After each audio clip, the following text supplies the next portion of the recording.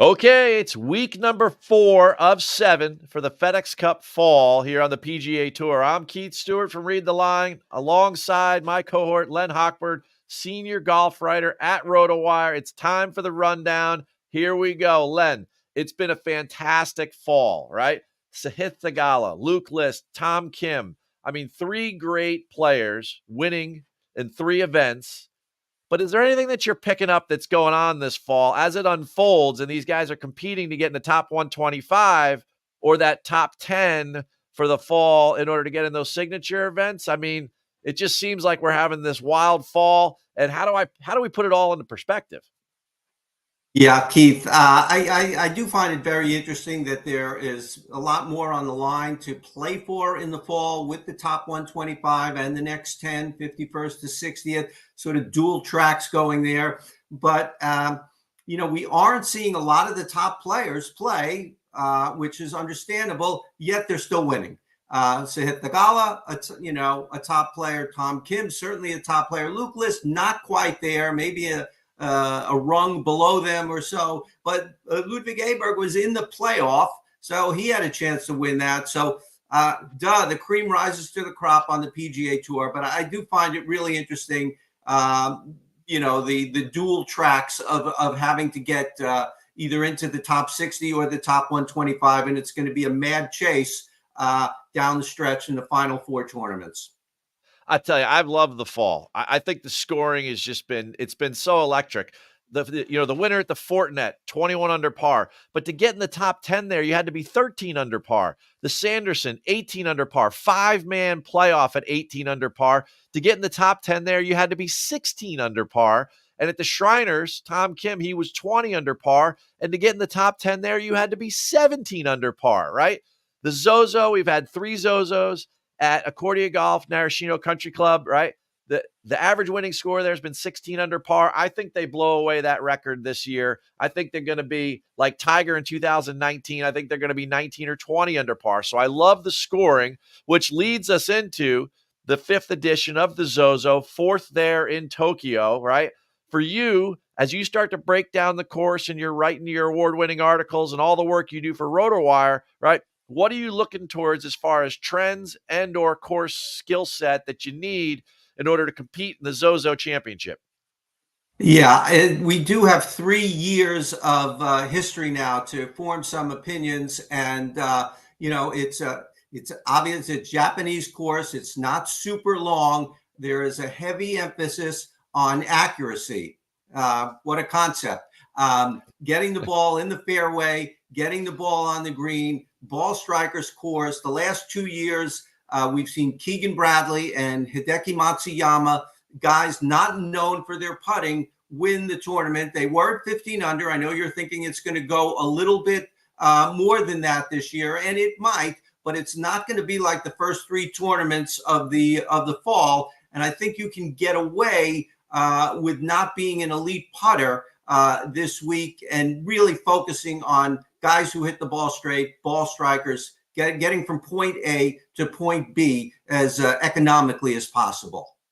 Len, I've been super focused on the ball striking aspect of this, and I had forgotten about the fact that, yeah, you're right. I mean, maybe we don't need to lean too heavily on strokes gained putting or maybe even short game. When it comes down to it, for me, you mentioned the length of the golf course, par 70 scorecard, 7,079 yards, but one of the reasons that it's kind of short by PGA Tour standards is that we have 5 par 3s this week. That's nearly 30% of the holes you're going to play over 4 rounds. So the field is 78, competing for $8.5 million, right? They're going to play 5 par 3s each round. There's no cut in this event, so all live jokes aside, right, for a minute. I mean, who are these par 3 guys in the field we should be paying attention to? Guys like Eric Cole, Mark Hubbard, Keegan Bradley. I mean, those guys are leading par 3 scoring in this field over the last 24 rounds. Who are those ball strikers? I mean, Colin is number 1, Xander's number 2, Callan Tarum, Hideki drops in at number 4 in this field, and number 5 is JJ Spawn. So to me, to kind of get into who we're going to pick for names or whatever, I think that we have this fall argument that keeps going back and forth, whereas can you take 7 weeks off from stroke play like Xander and Colin? I mean, forget the Ryder Cup. That was match play. Can you take 7 weeks off from stroke play and be a favorite and win this event? Or do you need to be like a JJ Spawn who's been playing and been hot? Or is it just Hideki at home? I mean, for you, who are going to be the guys that you're going to write up in the DFS articles that you do and editorials this week, your features? Who are the guys at the different pricing levels? Give us some names. You were hot last week. Harry Hall gave me a top 40. I need another. Come on, give it to me. Yeah, all the things you said are, what go into our thought process every week, and there's a lot to digest, and sometimes mixed messages from the different stats that we're looking at. I would love to pick Hideki Matsuyama. This is like his Super Bowl, and when he won the tournament 2 years ago, it was a national story in Japan. It was fantastic. But we haven't seen Hideki since the BMW championship more than 2 months ago now, when he withdrew with a back injury. So, there's being idle for a couple of months, and there was being idle when we last saw you injured. It's two different things. So I do like Colin Morikawa this week. I think he can, he played the Ryder Cup. It's not a stroke play tournament, but at least he was on the golf course. I think this is a perfect setup for him where you don't have to rely on your short game or your putting to be there on Sunday. And so he is a guy, if he hits the ball straight and he still hits it as straight as he ever does, I like him a lot. Sung J M is another guy in the 10,000s on DraftKings that I like. Very interesting to see what happens with him this season because a huge weight has been lifted off his shoulders. He recently won the gold medal at the Asian Games for Korea with Siwoo Kim. Now, both of them do not have to fulfill their military commitment in Korea, and they can go on and play golf. And it could be liberating for them this season. So I'm very interested to see Sung J M. Moving down, Keegan Bradley. I don't know if we call this a revenge tournament. This is his first start since the Ryder Cup snub. If we can call it a snub, he will be seeing some of the guys, Morikawa, Schauffele, Fowler. But he's played well here, independent of all of that. He's been good in all three editions and as the defending champion.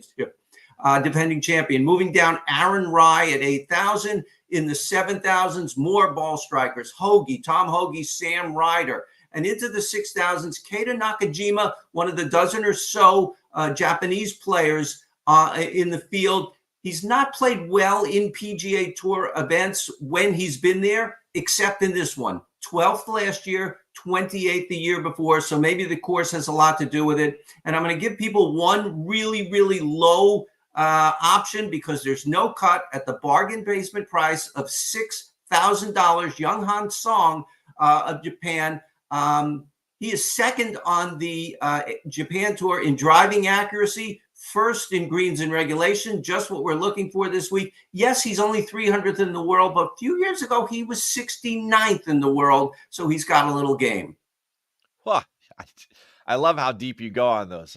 It's the highlight of my week of the rundown. Well, as far as I'm concerned, from the betting perspective, at the top of the board, I raised that argument. Do I want guys that have been playing or do I want guys that are just elite players? I'm going with the guys that are playing on my card this week. There's no doubt about that.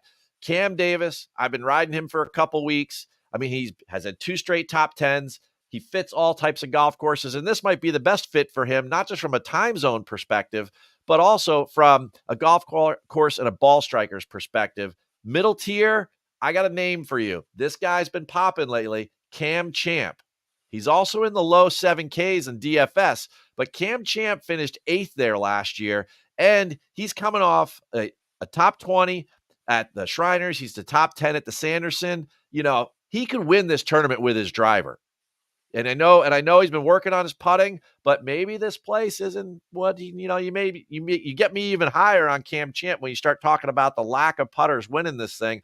And then further down the board, I walked a couple rounds with Joel Damon last week. Joel Damon, right now, he is 3rd in the field, tee to green. The guy was awesome last week striking the golf ball. He's awesome off the tee. He's like top 15 on approach. So on this type of golf course where his putter has failed him a little bit there at the Shriners, the guy was top 10 there. Joel Damon, he's coming in there at that long shot level. Definitely a guy to keep your eye on. And folks, you know what? Len and I, we could go on forever. Any last words of wisdom before the Zozo, Len, before I sign us off? Get your bets and your picks in early. We're half a world away. The lock will come a lot earlier. I mean, that's why I love you, man. You're the best. He's got to remind us Wednesday night is when the lock comes down for all of your pre-tournament bets. But you know what? You find us every Tuesday here on the RotoWire Rundown. You'll see my weekly write-up from Read the Line, and you'll have all of Len's award-winning content all week there at RotoWire, covering for you to make sure you win all of your weekend wagers.